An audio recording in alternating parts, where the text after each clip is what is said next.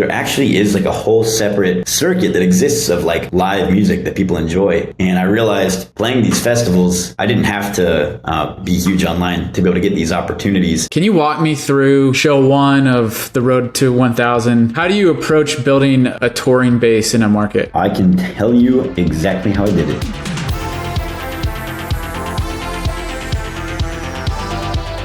Welcome to the Stay Independent podcast, a space to share tangible and actionable ways for artists to stay independent. Our guest today embodies what it means to be a true road warrior. He's performed an astounding 854 live shows and counting, at one point averaging one show every 3 nights for 5 straight years. Dubbed the Cosmic Tom Petty by Nashville scene, he blends 60s Beach Boys inspired harmonies with modern psychedelia to create his signature sound. His electrifying stage presence, complete with tambourine wielding antics and boundless energy, transforms even the smallest venues,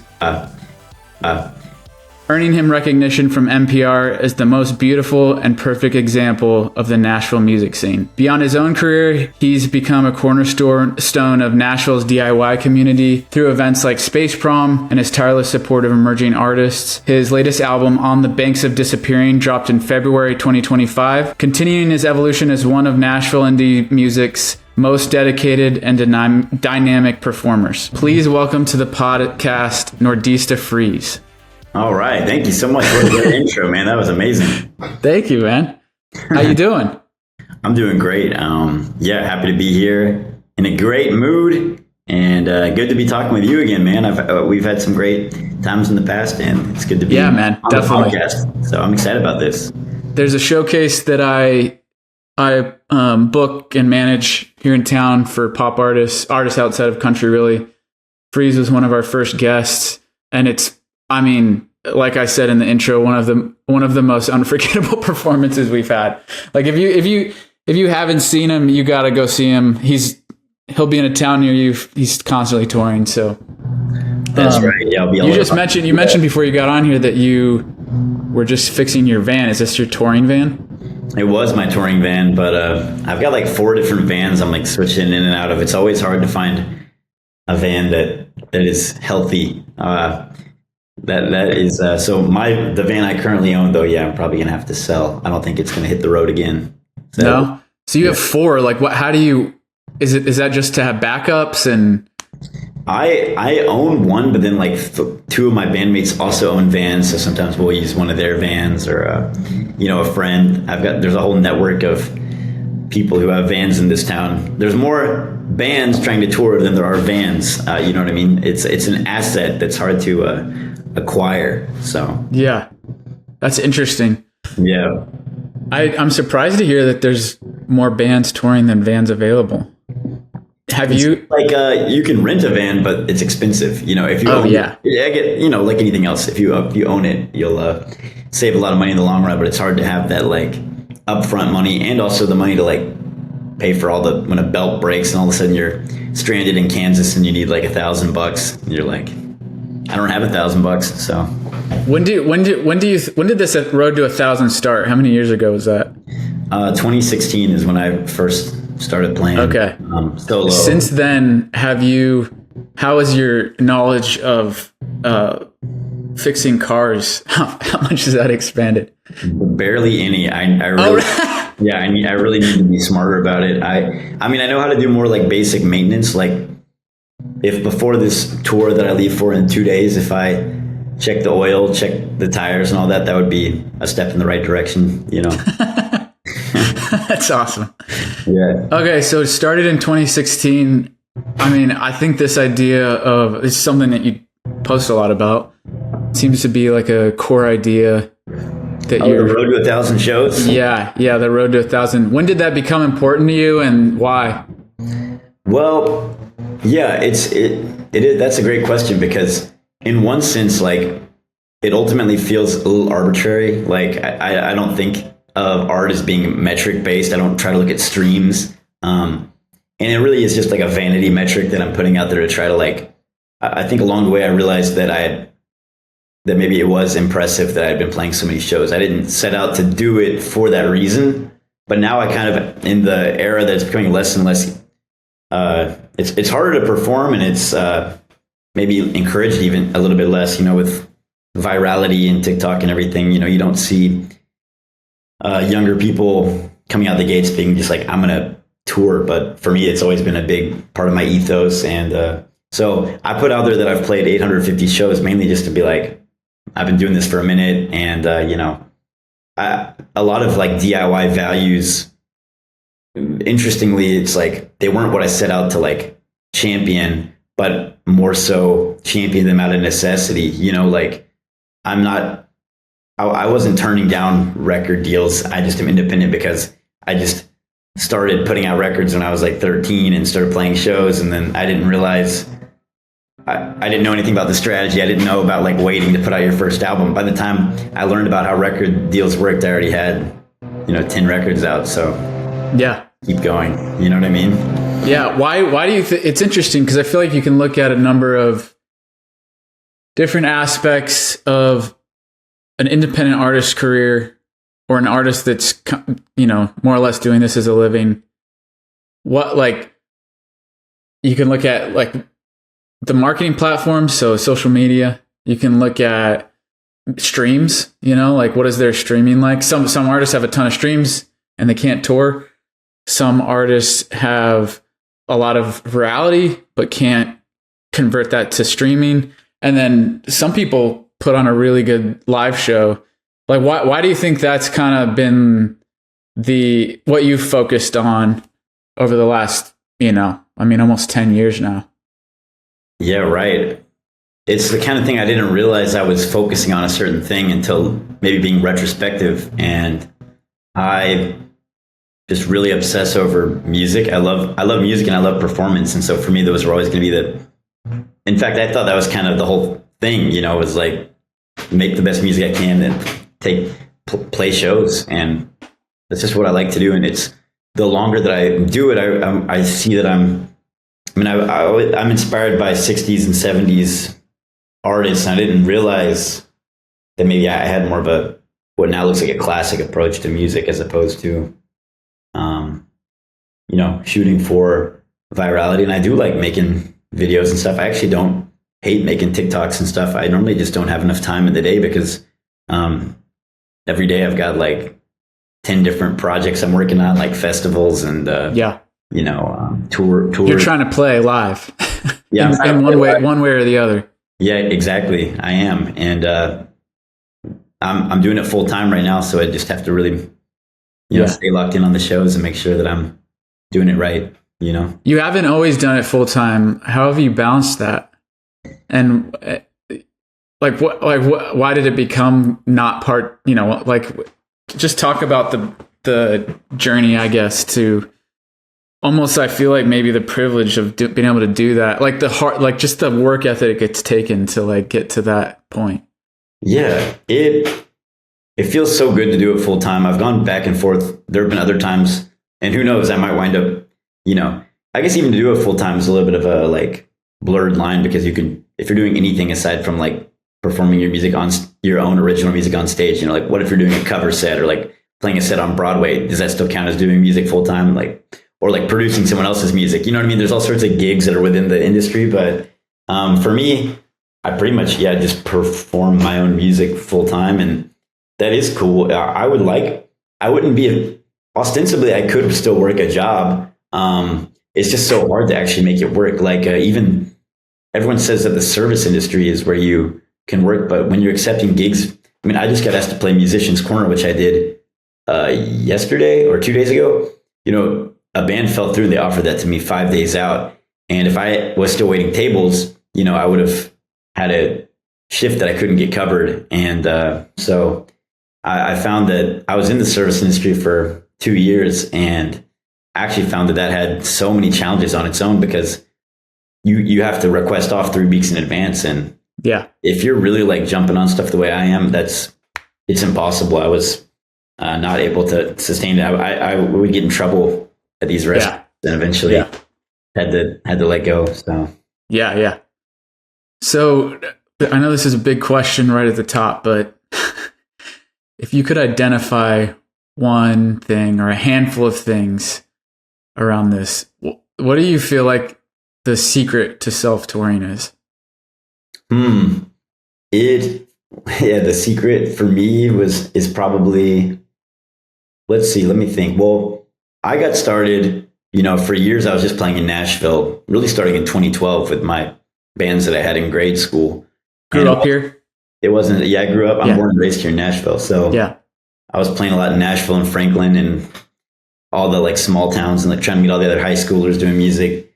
And in 2016, that's when I tried to do my first tour. And I just started small, started regionally, going to Chattanooga, Knoxville, Memphis, Cookeville, Bowling Green, all the towns that are 2-3 hour radius, 4 hour radius, Atlanta.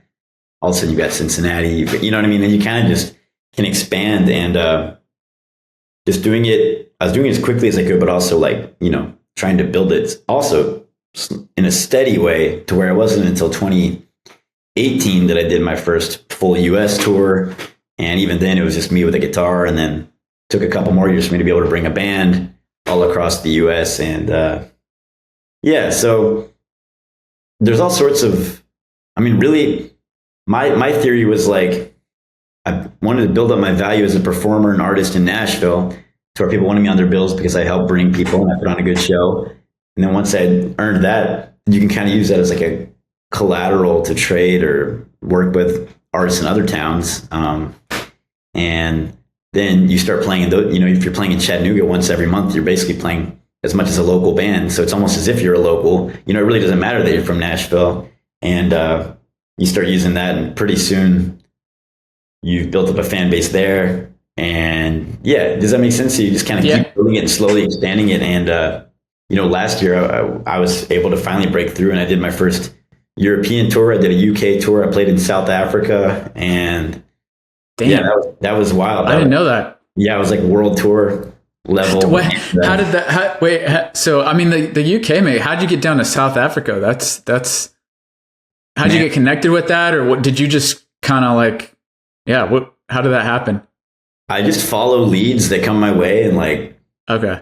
Somebody offered me to play at this festival in the middle of what to me seemed to be nowhere in South Africa. It was not one of the three. There's like three major cities, like Johannesburg, Durban, and Cape Town. This was in like KwaZulu Natal, and I knew one person who went to Vanderbilt, and I messaged them, and I was like, if you could, if I fly into Johannesburg, will you ride down me to this festival? Like, I'll get you and your friends in. And they rode me down, and I found a band who was already playing the festival, learned my music. And so I just, I flew to Ethiopia, then down to Africa with like a backpack, and just same DIYing it, just like had a couple people learn my music and got up and played for a big crowd in Africa. It was amazing.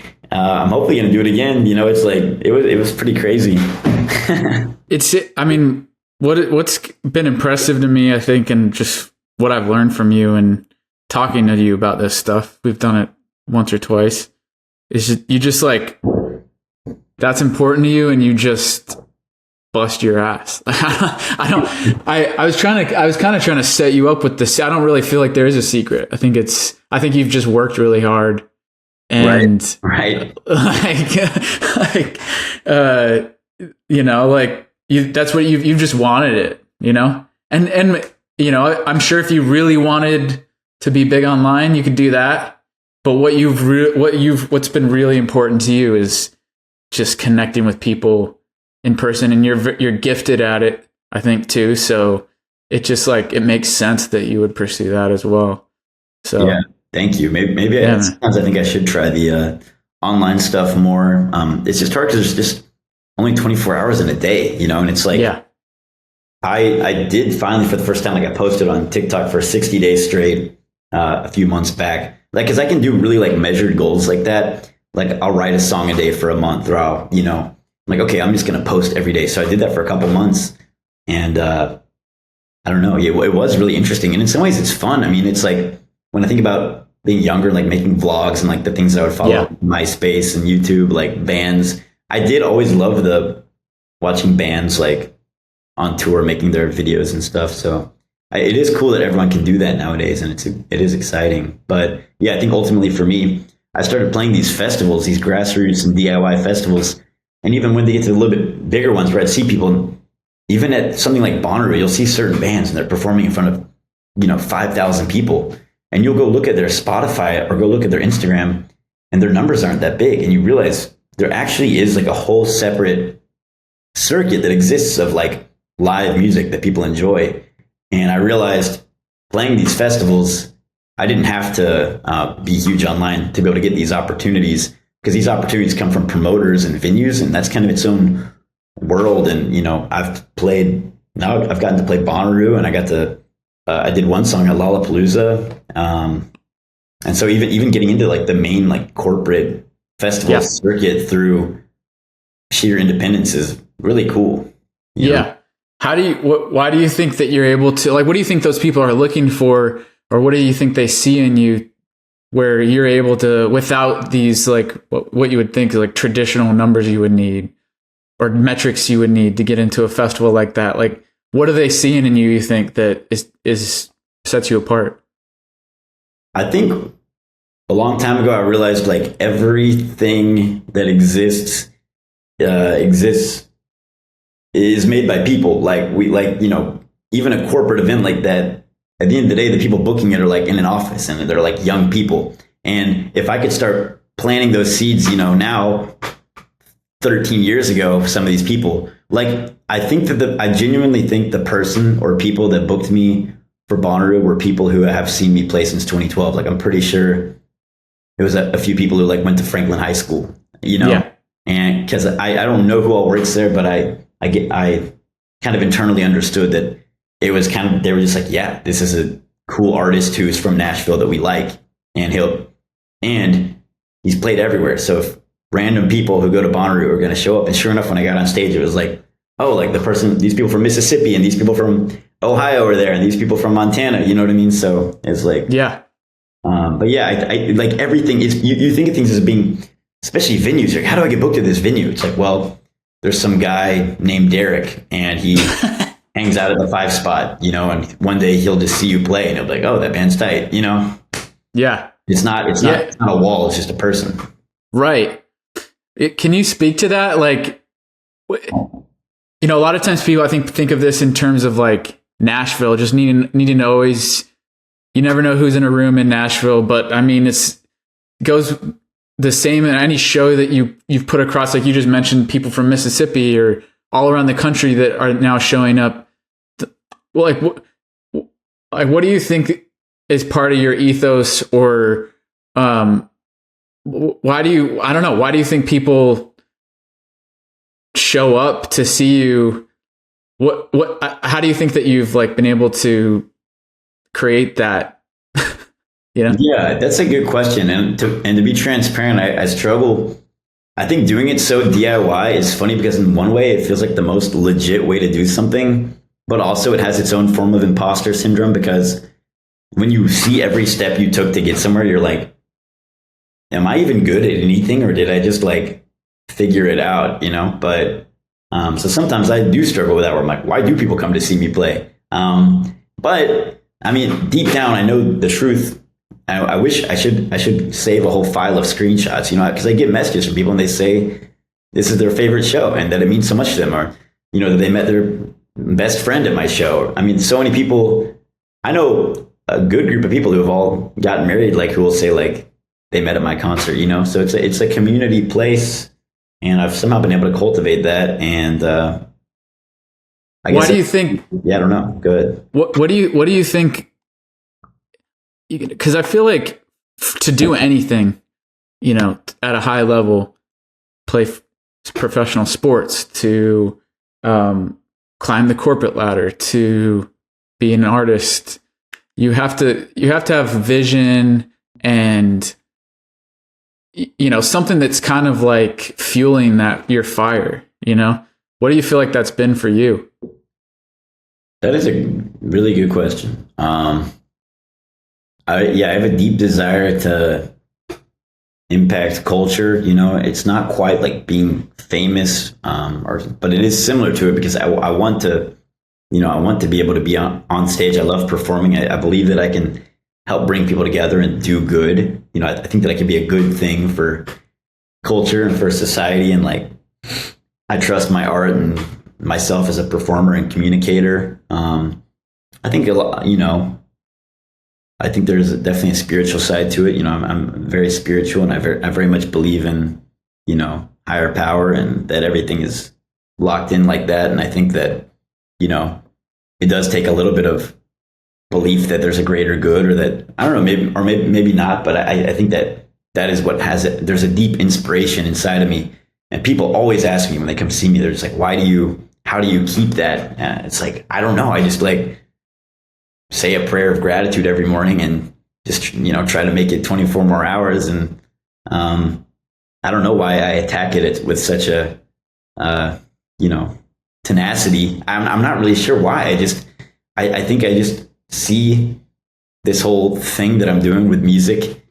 I just get so excited to do it every day. I love opportunity. And there's so many opportunities. Like even today, I've got so many new ideas. Like I never feel like sometimes I talk to people and they feel like they've like peaked, or like they're no longer working towards something. But I feel like, and sometimes in music, people can feel like their 20s are their most culturally significant or like moment in their career.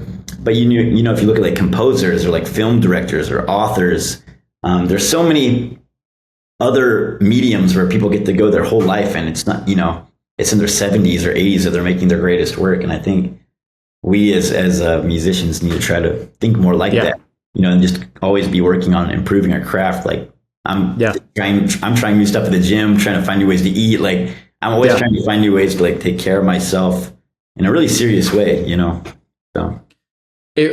Say you do get down the road, you're 70, 80, 90, 100. And you're looking back, you mentioned, a desire to impact culture. What do you dream of? How do you dream of impacting culture?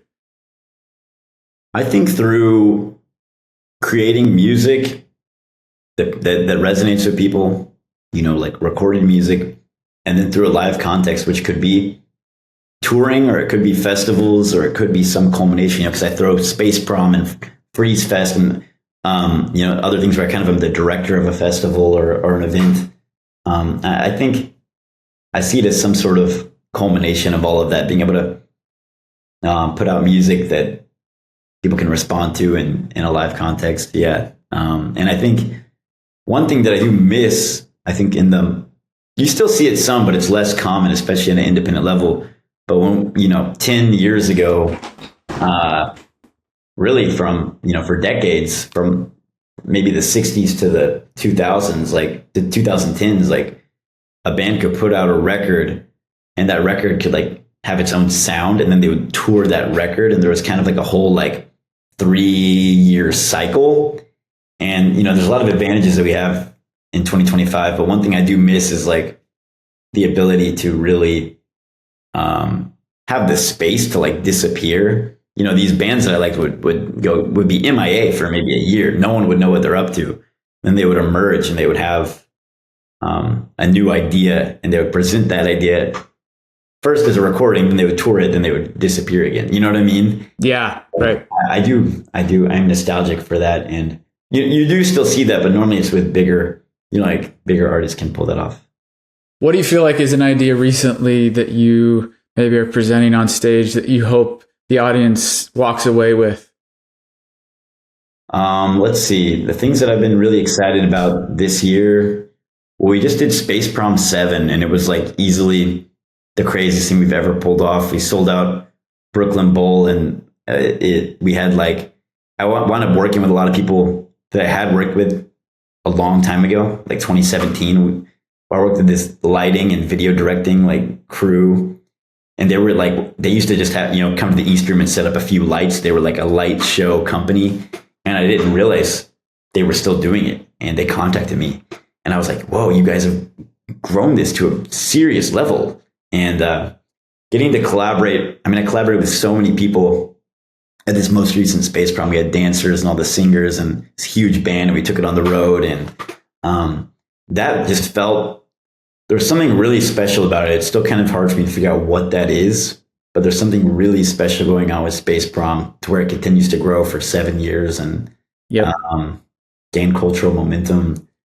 I recently threw a yard sale, which sounds funny, but it was extremely like revelatory for me. Like I just threw a yard sale. My mom showed up. We baked some cookies. I had some music playing, and I was just like, "This is the coolest thing ever." And I can't quite explain why yet, but I'm not kidding. Like for a week now, like all I can think about is that yard sale and how there's like, it feels like the next space prom, but I can't. So maybe I'm revealing too Wow, much. that's awesome. But I'm just saying, like, there is something really cool about yard sales, and I don't know. I'm trying to figure out what that is. Can you explain space prom to someone who's potentially never heard it or seen it or knows what it is?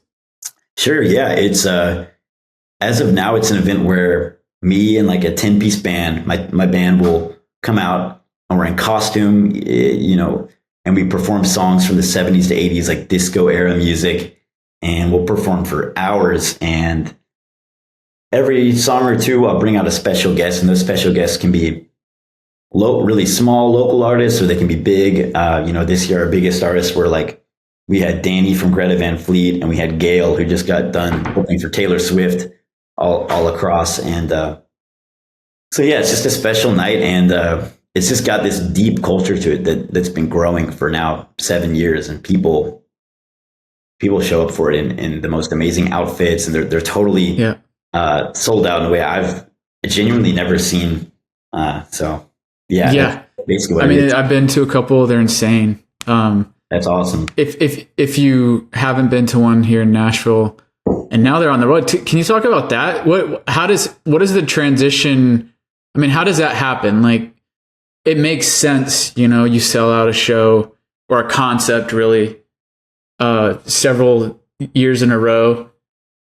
It makes sense to go and tour that, but can you walk us through how that how that happens more on the business side or the industry side? Yeah, absolutely. So we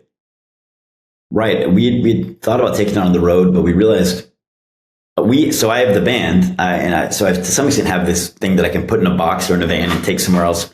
But I can't take 30 special guests. And also, there's a question of, can you grow this in somewhere that doesn't have 7 years of culture? Like, do we have to start over? Do we need to play like a total DIY space and try to grow it again? And basically, I realized if we could work with somebody in that community who could help me find special guests and help promote it and create a culture. So like in Athens, working with a band called Hotel Fiction, that I have a lot of respect in that town. And, I've played with them, and also picking towns that I do have a good relationship. Like, I've been playing Athens for 7-8 years. So I already do have some local credit. We go down to Savannah. We work with Dog Days, who are like a great promoter. And, Kyle, who runs that, plays in a bunch of bands I've played with. So there's a lot of mutual respect. So we did, this year we did one in Athens and Savannah. And then we also went down to Gainesville, tried a whole new model where we basically did an hour-long slot at a festival that our band Flip Turn, they live down there, their festival playground. We came out and played, and basically anyone who played the festival, like Brook and the Bluff, and will come out, and they all did a song with us. So that was a different model entirely, where we basically set up for an hour at an event that already existed. And it's like, for the next hour, you're at Space Prom. And it worked really well. People were sold out, and there's also a huge crowd, because there's a sold out festival crowd right before Flip Turn. So we had so much fun. That was really cool. What do you think when people enter that space? You said for the next hour we're at Space Prom. What do you think that is? Like, what does that mean? What do you think people? What do you want people to feel? What do you think they feel? I want them to just feel there is, like, I don't know if it has to be this way, but I think one really big thing that makes Space Prom cool is that we're playing covers, and that feels very it's like a paradigm shift, because I, as an indie artist, and the culture I grew up and exist around, typically embraces original music. I mean, you go to a festival like that day-long festival we're at Playground, every band is playing their original music, and that's what people come to see, and that's great. But it gives people a second to just kind of like chill on it and just have a good time. And when you see, Brook and the Bluff and Freeze are on stage and we're performing a Queen song together, it's just so silly and it's so carefree that people they're sold out. And I mean, I can tell you behind the scenes, like, you know, the people who put on a festival like that, or the people that we work with, they say like they, you know, transparently that they've never seen anything like it. Like they're just like, this is every festival needs a space prom, and that's really encouraging to hear for us.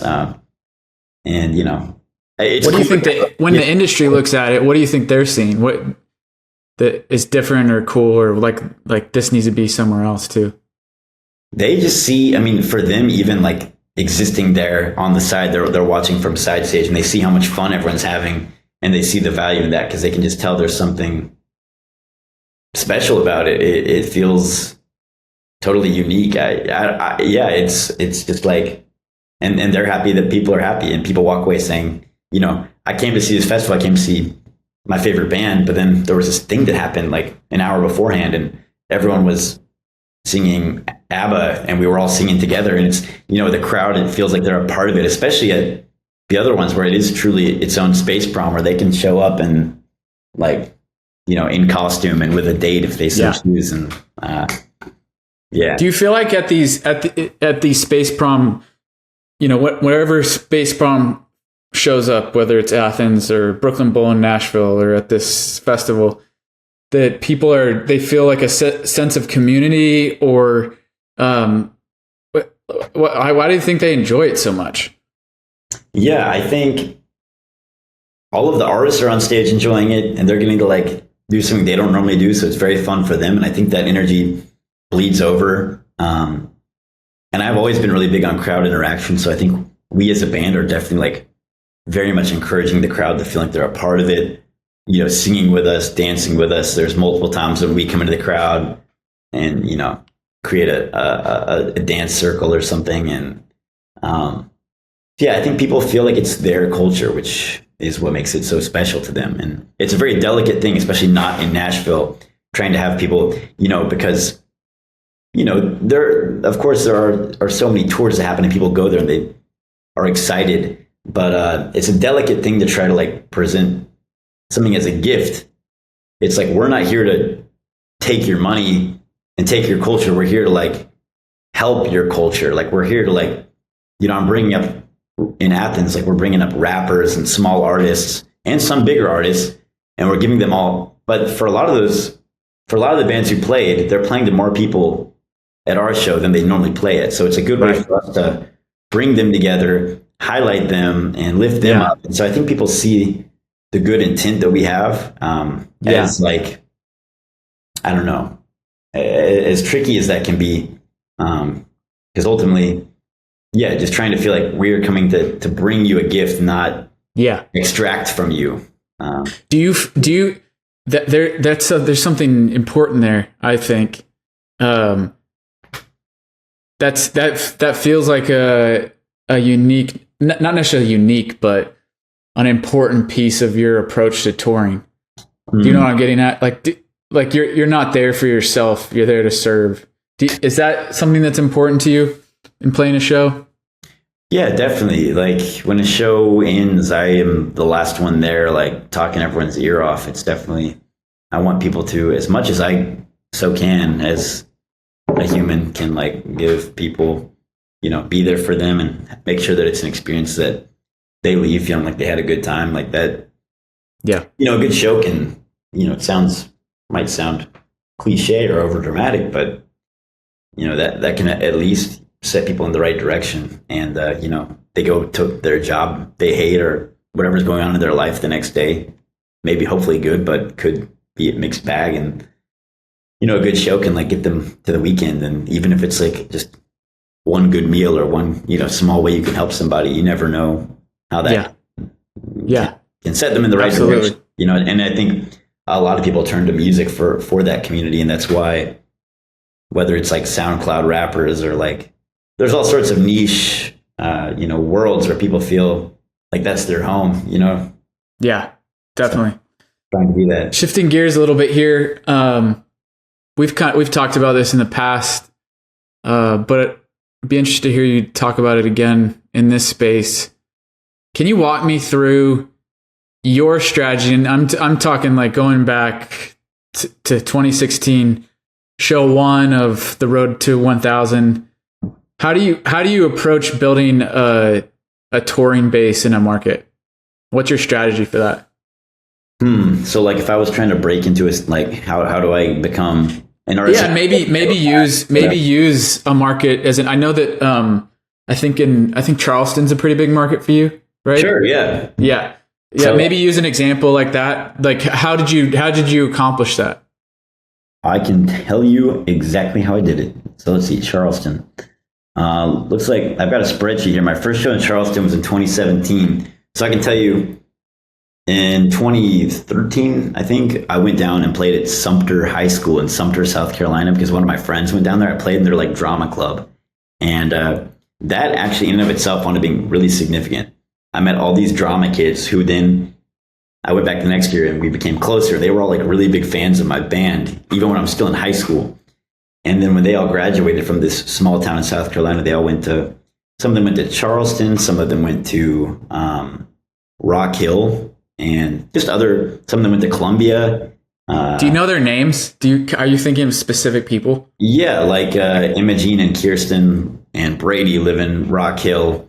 Now, Charleston specifically, there was a lot of different people from that high school went there. But I think Mackenzie was one of the first ones that we stayed with. I don't want to miss anyone, but there were all sorts of people. But yeah. So really you're building like personal bonds with these people. Yeah, these are genuinely my friends. Like I'm going to stay with Imogene, Kirsten, and Brady in like next week or like later this week when I'm in Charlotte. But yeah, so I knew that there were people in Charleston, so that's why I targeted it in 2017. That was my second tour. It was me. It was actually Briston Maroney, if you know who that is. Yep. Grant and my buddy Sma. And we called it the World Star Small Car Tour. We were in a Corolla and we went down there. Yeah, we went down to Charleston. Let's see. It looks like we played 3 shows in one day. I remember we played a house show at Mackenzie's house. We played at a coffee shop. And then we played like a party that night, like really late. And that kind of got our foot in the door. Then the next time we came down, I mean, it looks like when I type in Charleston, it says I've played there 15 times. So I went back and played at a small club and built a 4-band bill. Because that's really like the next step is trying to book some sort of space or at least get a hold. And then you find local bands to play in the bill with you. You hope that they promote the show. You promote the show. Hopefully you've got a few friends that can come. And if you play your cards right, you'll play to 20, 30 people. And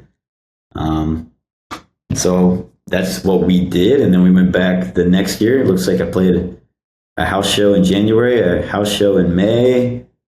I played in a warehouse in August of that year that was like run by some really cool people. You know, I'd been around enough to where some really cool people like, you should play this like festival we're throwing in this warehouse. And I did that and they gave me a great slot and that kind of helped me break through. And now since then I just go play it. I can go play and I know it's going to be an amazing night. And, what is there a place that you regularly play now when you go there? We typically play the Royal American, which is a really cool spot. We have a good relationship with John, the guy who runs it. And, it typically is a sold out night. And then sometimes we play over at the Poorhouse as well, which is a cool spot. And then we also sometimes get asked to play festivals down there too. So, nice. So, yeah. So when you're going to a new city or when now you've kind of established a live show base, but when you were starting out, what did your shows look like early on? If they were even, shows, like what did it look like to start in a city? Yeah, well, a lot of my early touring in 2016, 2017, I think the first tour I did in 2016 that was like, up and down the East Coast, that was just me and 2 friends with a PA. We each would share playing acoustic guitar. Then by 2017, I had some of them learn my music. So when I got up, it was like me. There was like a guitar player, a mandolin player, and a bass player. And then, so it's always, slowly turned it into a rock thing, or was able to, because I follow the philosophy of David Byrne, Talking Heads. He has like How Music Works is his book that he has, and just kind of having the idea that you can have your art be a little bit malleable and willing to fit into certain rooms and situations, like that's definitely been my approach. If somebody books me to do something, and you could say like, well, we're a rock band, so we can't do that. Or I could say, well, what if I play acoustic? What if I do this or that? And so being able to, like, that's what helped me get on the road, was that it was easy. We would just play our acoustic guitar and then go to sleep, probably at the person's house that we're playing at, So why did that not feel like compromising your art to you? I think I don't know. Because I don't have like a set. Yeah, it's that. It seems to have still fit under an umbrella of your mission and your purpose as an artist. Yeah, I think there's different schools of thought there, and some people would definitely disagree, and their feeling is, I'm going to stay in Nashville, and I'm going to craft this EP, and this is going to take me 4 years to do, and I'm going to like find the perfect band, and that's all going to be so valuable to me. And you see them, and they move really slowly. And that's not necessarily ineffective. In some ways, their brand identity is really strong in a way that maybe stronger than mine, because they can, they only do exactly what they want to do. But I've always found, for me, the experiences and being on the road and making those memories, to me, that's the whole thing. Like, I've read a lot of Kerouac, and I'm just inspired by being on the road. Like, I wanted to be on the road, and I've always felt like I'm willing to be malleable on what that exactly looks like, and I'm still playing my songs, but they're just making it work in different spaces. To me, I'm willing at this point in my career to still make those concessions, or to operate like that. Although I hope, I do think one day I do idealize having a more specific thing and being able to stick to that. And I think when you do get to a certain level, you can afford to do that. And right. I think there's a lot of value to that. But if you're just trying to get out there, you gotta think about what all is valuable to you. And I've had like 70 different people in my band, so that the sound is ever changing. Yeah. And we work on getting it closer and closer and more of what I want it to be all the time. But if I didn't have different people in my band, if I was more cautious with all that, I couldn't have been on the road, and I couldn't have played Musician's Corner. They asked me to do that, like I said, 5 days ago, and I hit up my drummer and bass player, and they're like, well, we're in St. Louis because they've got another band. So I had to find a brand new bass player. My friend Leonardo, he'd never played with me. He learned my songs the day before the show. And, that's just what we had to do. And I'm glad we did it. I loved playing that show, and I thought it went well. And yeah, maybe like, if we could rehearse more, we could do even better. But it was just a matter of, do I accept this show, or do I turn it down because my band is in St. Louis, Yeah, it seems like you were able to still accomplish what you wanted to accomplish, which at a very like basic level is just to play live. Right. I guess some people could look at it as compromising. But to you, it's just like doing whatever it takes, I feel like.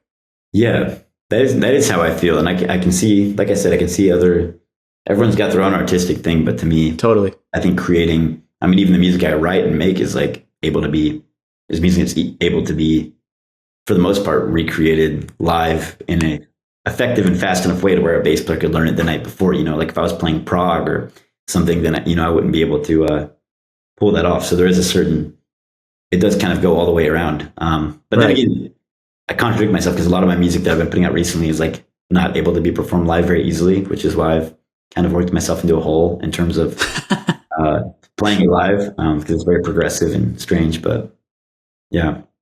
Well, I'm sure you'll figure it out. How is staying independent? If at all, how has staying independent helped your career? It is very helpful. It allows me to retain the rights to everything I've got, and express myself very clearly. It allows me to say yes to a lot of things, and I kind of think about it like I'm like a smaller circle, or like a smaller, shape, and I can fit into a mouse hole, in a cupboard. Like I can, I don't know how to explain it. Like the bigger your team is, and the more you're built up, the harder it is for you to do anything. But when you do things, they're very powerful and effective, which is cool. And I'm definitely want to work, like I said, I've never met with a label, so it's not a matter of like, maybe I would one day work with a label, but it's just out of the necessity that I'm not going to slow down or wait around for them to help me. I just do it myself because I want to tour the world. And do you feel like Space Prom would exist if you were signed to a label? Probably not. I mean, that's a good point. I think that it is truly a DIY effort. And there is so much beauty to DIY, like to just people coming together and doing stuff all out of a little bit of generosity, a little bit of passion, and just like that. Space Prom is in as of now a very DIY event. I don't know. Right. Like if I was signed to a label, it would be nice to have some sort of help in some ways, because we really don't know what we're doing. But in like a corporate capacity, like, but. I feel like it feels like you don't know what you're doing, because you're constantly reaching new limits to, like these opportunities that develop out of the success that you've had push you in a new like arena, new sizes, new venues. Like, how do I, so it I would imagine it feels like you don't know what you're doing, but you wouldn't have been there. You wouldn't be there if you didn't know what you were doing, That's a good point. There's a David Bowie quote about that I think we may have talked about before, where it's like, he says, like, you walk out into the ocean and you get right to where your feet can barely hit it anymore. That's where you want to be as an artist, like a little bit stable, you're a little bit unstable. And yeah, like, you're right. I guess if I was just doing the same, 250 capacity ordeal, I would eventually I would just be like, we've done it. But yeah, we are trying to grow and expand it and be more ambitious, which is what puts us in a position that ultimately feels risky, dangerous, and like we're borderline inexperienced, because it is new. We are inexperienced in how to do the next thing, which is what to me makes it exciting. And yes, but ultimately, I think we can feel it. I think people can feel it in that. Yeah, too. Like it feels. That's why people are attracted to it. It feels like indie and raw, authentic. Yeah. I appreciate that, and I think obviously we hope it keeps growing in quantity, but ultimately we hope it grows in quality. And even if less people came, if we could just keep making it something that's more like every year it's better. Like it is truly it's better every year. And so if we can just keep whatever that means, like making it more powerful, and we just trust that. But it is nice in this with Space Prom specifically that it keeps growing too, and that can be very affirming, that you assume you're on the right track if more and more people are attracted to it. Yeah, absolutely. Yeah. Last question. What does if you could break down a week, even a month? I know that it's hard to think about this day to day, because probably your day to day looks, one day you're doing a podcast and fixing your van, the next you're, booking some tour. There's like it's right. Constantly looks different. But how does your time end up divvying up? Like what does it look by percentage? I have like a flow chart is the best way I can describe it. And I have like certain things that I just try to get from A to B every single day. And sometimes some things are more important than the others. Like sometimes I am doing more writing. Sometimes it's more getting ready for shows or getting ready for a big event, or like one of my festivals. But ultimately it's just like, I just have a flow chart with like 30 things on it, and I'm just always kind of chipping away. Every day I wake up, and if I have time, then with like the more time, the better, Wait, tell me about the flow chart. So is this like an order of events, or like how things need to move in like the pipeline of your career? Or? Yeah, it literally will be like, it has everything. It says like some things I do every day. It's like clean my room. I normally start by like cleaning my room, and then it's like work on Space Prom, work on my shows. So there's certain things that you do every day. Mm-hmm. Yeah, I do certain things every single day. I'm very like meticulous and also very I'm yeah, schedule oriented in that sense. Like I'm on week 52 of like working with a trainer, so like certain things where it's like going to the gym 4 times a week or this or that. I definitely believe in.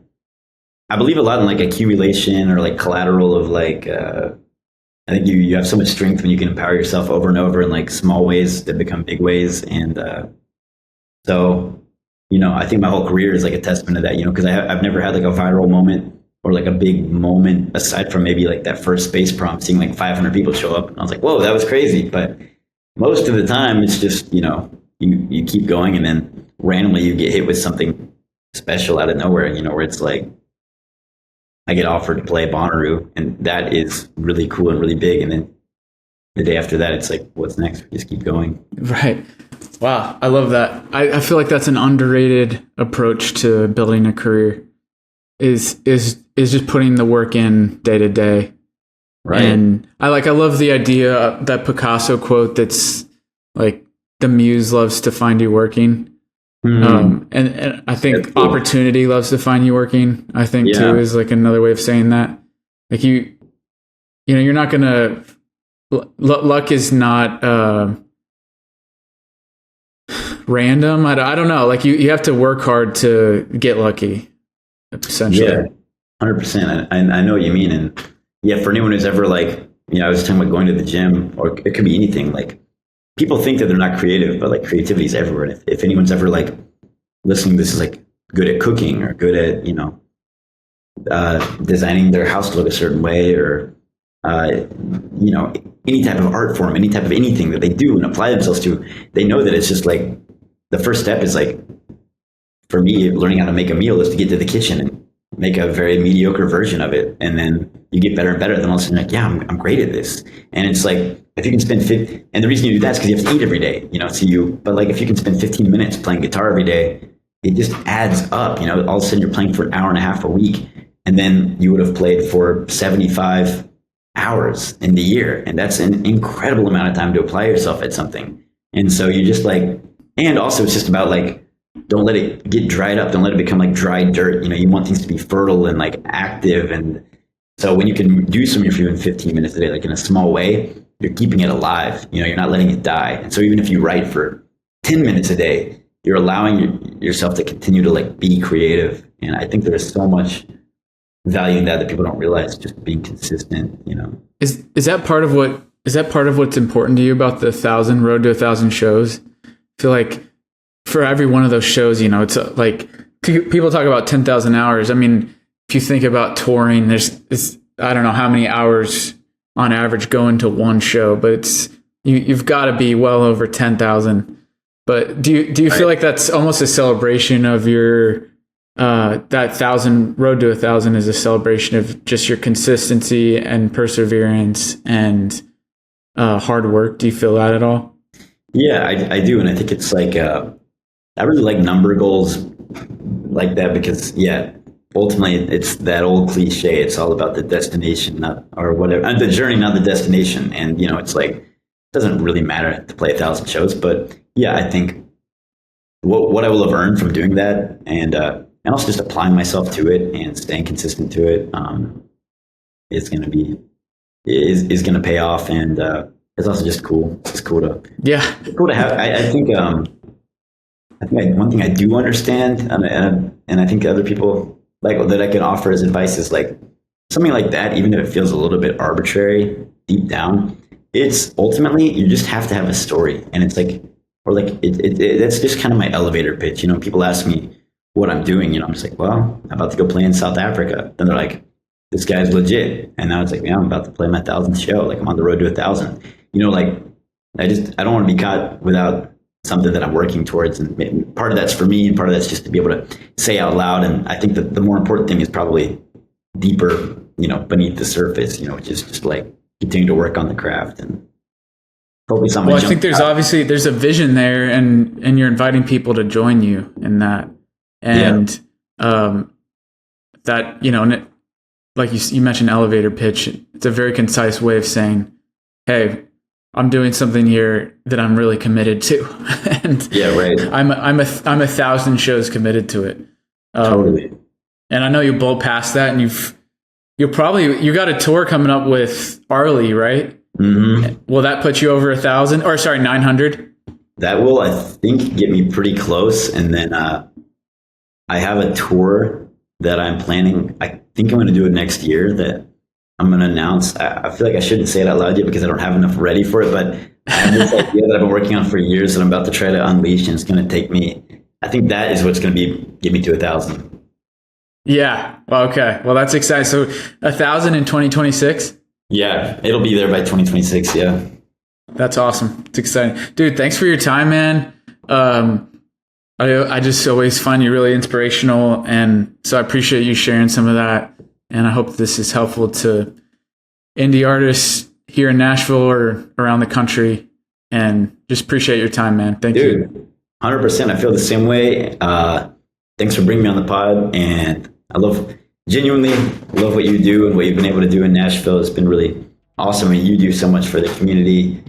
So it's a treat to get to be a piece of it and collaborate wherever I can. So appreciate it, dude.